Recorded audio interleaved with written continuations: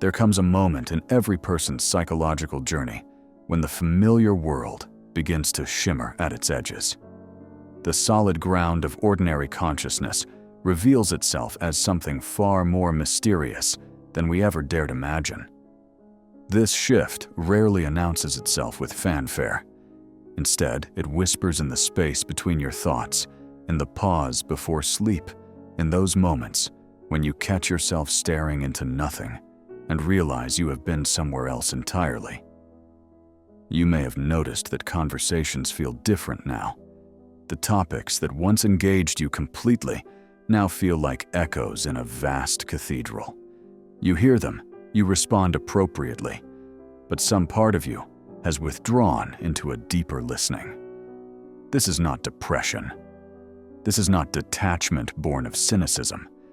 This is the soul beginning to recognize its own voice among the chorus of voices that have shaped your identity since birth. The persona that carefully crafted social mask begins to feel less like authentic expression and more like a costume that no longer fits quite right.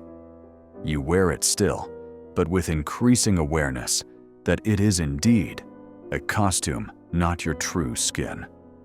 The ego, that faithful guardian of your personal history, senses something stirring in the depths and grows uneasy. It has spent years building a coherent story about who you are and where you belong. But now there are stirrings from below, intimations of vastness threatening the ego's neat categories. What follows are 11 signs that you are undergoing what depth psychology calls individuation, the process of becoming who you authentically are, beneath layers of conditioning and expectation. This is not about becoming someone else. It is about becoming more fully yourself.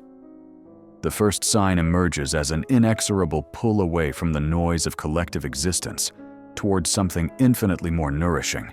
It begins as a subtle preference for your own company over endless social obligations. Gradually, that whisper grows into a song that plays only in solitude, a frequency heard only when external clamor falls away. This gravitation toward aloneness is not escape from life, but the deepest possible engagement with it. Where others flee from being alone with themselves, you are discovering it as homecoming. The collective world teaches us to fear solitude, to interpret it as failure or antisocial behavior. We are conditioned to believe that constant connection and perpetual stimulation are signs of life well lived. But you are discovering what mystics and depth psychologists have always known: the most profound transformations happen in the crucible of solitude, where the soul can finally hear its own voice. In this solitude, dreams take on weight and substance. The symbolic language of the unconscious begins to unfold like a flower blooming in slow motion. You find yourself drawn to activities that once seemed pointless. Long walks without destination, hours spent gazing at natural beauty, periods of simply sitting in stillness with no agenda beyond being present. These are not signs of laziness or escapism. They are practices of one learning to attune to frequencies operating below ordinary consciousness. The hermit's lantern burns brightest in darkness. This light is your essential nature, your connection to the deeper self that exists beyond personal identity. But this light requires withdrawal from external stimulation to be seen clearly. Just as stars are invisible during day, but blazing at night, the luminous depths of your being reveal themselves only when the harsh fluorescent glare of collective consciousness finally dims. Your relationship with noise has fundamentally changed. What once passed for stimulating conversation now often feels like static, interfering with clearer reception. The second sign arrives when comfortable illusions begin dissolving like morning mist before truth's harsh light. You develop growing capacity to hold uncomfortable realities about human nature, not just in others, but most courageously in yourself. Where once you might have turned away from darker revelations, you now find yourself drawn to them with fascination of an archaeologist uncovering buried treasures in ruins of denial. This capacity has been cultivated through shadow work, that painstaking process of retrieving and integrating rejected aspects of your personality. The shadow contains not simply evil or negative traits, but everything about yourself deemed unacceptable. Repressed anger, secret longings, primitive impulses, hidden selfishness, abandoned dreams, disowned creativity. It also contains tremendous vitality and power that remains unavailable as long as it stays in exile. Your journey into shadow work began with small recognitions. You noticed thoughts contradicting your carefully maintained moral positions. You caught glimpses of motivations less pure than you preferred believing. You observed reactions revealing depths of jealousy or desire, feeling foreign to your conscious identity. Where once you might have suppressed these observations, you began instead to look at them with curiosity. This shift from rejection to curiosity marks fundamental transformation in your relationship with the totality of your being. As this work deepened, you developed psychological peripheral vision, the ability to perceive not just what people present consciously, but what they express unconsciously through body language, word choice, defensive reactions. The persona became increasingly transparent to your expanding awareness. You could see through polished presentations to insecurities and unresolved conflicts driving them. The most terrifying thing is to accept oneself completely. But this acceptance does not mean resignation or permission to act destructively. Rather, it means developing capacity to hold your complete psychological reality in awareness without being overwhelmed by guilt or shame. The more honestly you acknowledge your capacity for darkness, the more access you have to authentic light. The more you own your potential for selfishness, the more genuine your generosity becomes. The third sign reveals itself as fluency in humanity's oldest language, one that speaks not in words, but in images, not in concepts, but in living symbols, carrying concentrated wisdom of millennia. This language is not learned through memorization, but remembered like a mother tongue, returning to someone who has lived too long in a foreign land. Every night as you surrender to sleep, your psyche opens to receive symbolic communications from the depths. What once seemed like random neural static reveals itself as sophisticated communication between your ego consciousness and the deeper self guiding your individuation journey. Your dreams no longer dissipate like morning mist. They linger with presence of important conversations, carrying emotional weight, demanding attention. You find yourself reaching for your journal before your feet touch the floor, capturing residual images, feeling too precious to lose. These nocturnal communications arrive with their own internal logic, their own symbolic grammar growing increasingly familiar. The symbols appearing in dreams are not merely personal, but transpersonal, carrying meanings extending far beyond individual experience. The snake connects you not only to your own instinctual wisdom, but to serpent wisdom across countless cultures. The Ouroboros of alchemy, the Kundalini of Eastern traditions. Each symbol is a doorway opening onto vast chambers of collective human experience, archetypal patterns constellated in human psyche for thousands of years. But symbolic language extends beyond dreams. The waking world itself speaks through synchronicities, those meaningful coincidences, where a book falls open to exactly the passage you need, where a song plays at the precise moment you need its message, where a stranger speaks words echoing thoughts you had but never voiced. These are not random events, but expressions of the psyche's capacity to create meaningful connections between seemingly unrelated phenomena, weaving inner and outer experience into coherent narrative of personal development. The fourth sign manifests as welcoming relationship with the alchemical process of inner transformation. Where others flee from psychological change's heat, you have learned to recognize it as the sacred crucible in which authentic self is forged. The ancient alchemists understood something modern psychology has only recently rediscovered.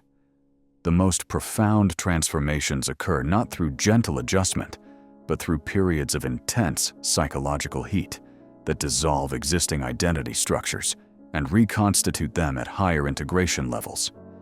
They called this the great work, recognizing that consciousness left alone tends towards stagnation rather than genuine transformation. You have become intimately familiar with the stages of psychological transformation, encoded in mysterious alchemical symbols. The nigredo, that initial phase of blackening and dissolution, no longer terrifies you. When familiar identity structures begin crumbling, when roles and relationships reveal themselves as outgrown shells, you do not panic. You prepare for descent. This capacity to welcome crisis as catalyst sets you apart from those who believe psychological health means absence of disturbance. You have discovered what every genuine mystic eventually learns. The most profound growth occurs during periods of maximum instability, when the ego's carefully constructed defenses are overwhelmed by forces beyond its control. The nigredo arrives wearing many faces. Sometimes external crisis, loss of job, end of relationship, death of someone beloved. Sometimes emerging from within as spiritual emergency. Sudden recognition that life you've been living no longer fits the person you're becoming. During these dissolution periods, you distinguish between the ego's voice, crying out in panic, and the self's voice, whispering of possibilities born only from ashes. The ego experiences this as pure loss evidence that something has gone terribly wrong. But you have developed capacity to hear beneath its protests the deeper wisdom, knowing that certain forms of death are necessary preludes to resurrection. Only by fully claiming your shadow can you step into authentic wholeness. The fifth sign emerges as your ability to cradle opposing truths like twin flames in cupped palms, neither extinguishing the other, allowing both to burn with equal intensity. Here, in this sacred space of suspended resolution, you encounter your capacity to hold paradox without desperate need to collapse it into either-or thinking. The world continues its ancient dance of polarization. Light battles shadow good wars against evil, right struggles with wrong. The collective psyche demands that every mystery be solved, every contradiction resolved, every paradox flattened into manageable categories. But you have learned to breathe in the space between. You have discovered that the most profound truths live not in answers, but in eternal tension between opposing forces. You have become living embodiment of the principle that all psychological extremes eventually transform into their opposites, that the psyche's deepest wisdom lies in dancing with the eternal interplay of forces that seem contradictory, yet create the very fabric of existence. Consider how you move through daily life, now carrying recognition that every virtue contains seed of its corresponding vice, that every strength harbors weakness, that every light casts shadow. When others rage against darkness, you hold the mystery that this very darkness might be fertile soil from which new consciousness grows. When they celebrate only light, you sense the shadow such one-sided devotion inevitably creates. This is not paralysis of the chronically indecisive, nor cynicism of those believing nothing matters. The paradox holder lives in different dimension entirely, one where opposites don't cancel each other out, but create dynamic tension, generating new possibilities. The paradox holder knows that healing doesn't mean fixing or eliminating problems, but developing different relationship with forces that once felt like enemies. Your anxiety becomes teacher of presence, Your depression becomes call to depth. Your anger becomes guardian of boundaries. Your fear becomes guide to what you most need to embrace. Nothing is wasted. Nothing exists outside the great dance of opposites, creating the very possibility of consciousness itself. The sixth sign reveals itself when you realize the very wound you tried desperately to seal shut has been trying to heal you. For years, you believed healing meant closing this wound, forever emerging as someone who had transcended pain, who had finally become invulnerable to existence's sharp edges. Then came the great turning. Your deepest vulnerabilities become your greatest gifts. You have become the wounded healer, that ancient archetype appearing across cultures because it speaks to fundamental truth about human consciousness.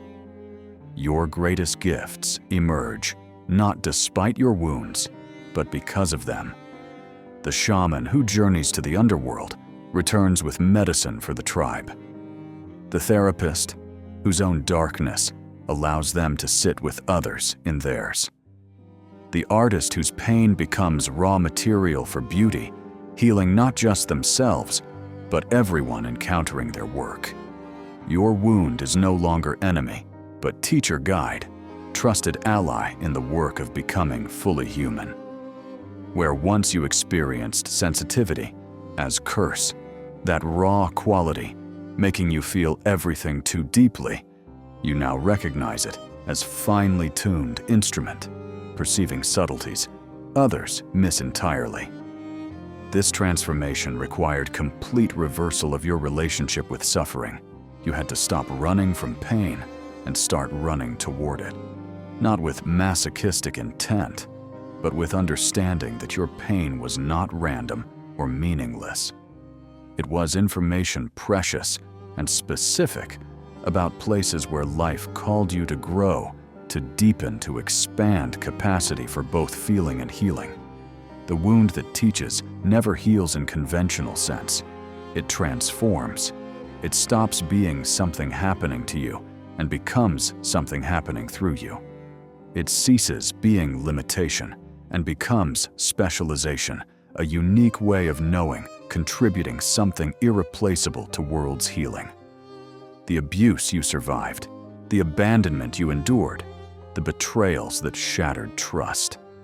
None disappear from your story, but they stop being merely personal tragedies and become initiations into deeper levels of compassion and wisdom.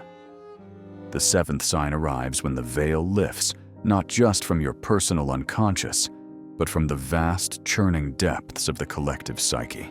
You begin perceiving invisible threads, puppeting entire populations, archetypal forces sweeping through human consciousness, like weather systems, leaving generations unconsciously possessed by energies they neither recognize nor understand.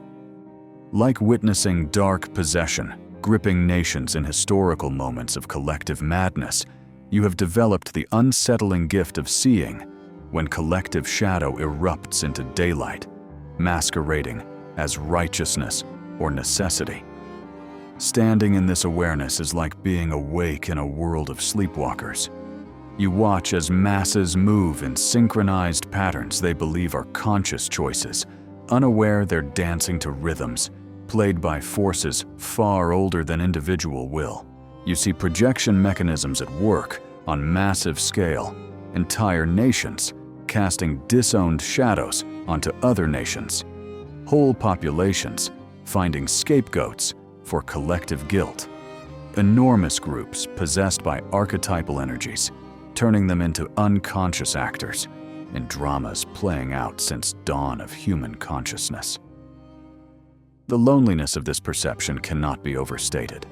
To see clearly when others are blind to remain conscious, when consciousness itself seems under attack to maintain psychological equilibrium while witnessing collective descent into possession.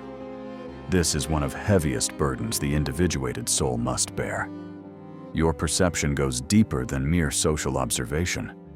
You recognize when archetypal energies possess political leaders, when ideologies become vessels for terrible parent complexes, promising care through removal of freedom. You witness how collective stress causes regression to primitive functioning, how fear spreads like contagion, reducing complex individuals to frightened herd members. Rational discourse gives way to tribal thinking. Nuance disappears in favor of stark polarizations. This perception brings profound sense of responsibility. You understand that consciousness is not just personal achievement, but collective necessity. Your individual awareness contributes to the overall level of human species consciousness. The eighth sign manifests as living from genuine self rather than constructed persona. The persona as necessary social adaptation has become prison when you identified completely with it. Authenticity means alignment between inner truth and outer expression, and the gap between who you've pretended to be and who you actually are becomes increasingly uncomfortable to maintain. You begin saying no without excessive guilt. You express opinions contradicting group consensus.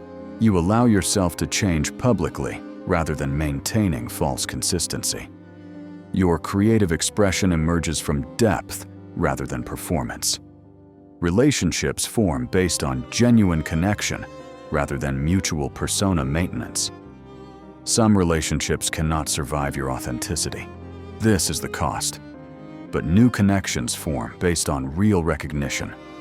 Energy formerly spent on maintenance becomes available for growth. Trust in your own perceptions strengthens despite external invalidation.